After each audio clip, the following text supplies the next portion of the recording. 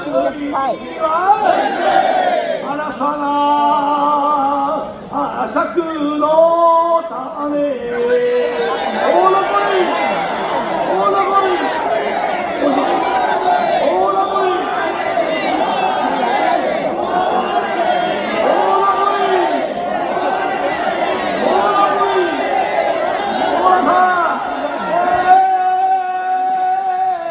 金のなる木と酒湧く色ね、下館の若い衆に新たな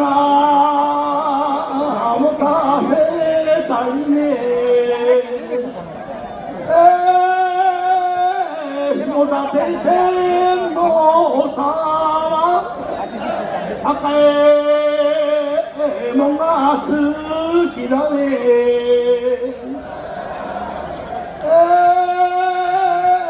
染めてあげましょう。あなたな紅染めにね。ほら来い、ほら来い、ほらね、ほら来い。はい、おめでとうございます。はい、お上手です。拍手お願いします。はい、若い衆頑張ります。拍手があると頑張ります。ほらほら来い、ほら来い。頑張ります。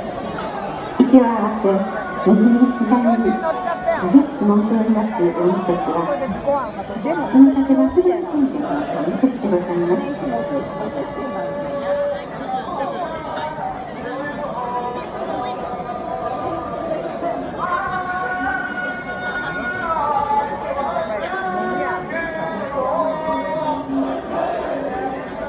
電気つけばいいの、一番最後。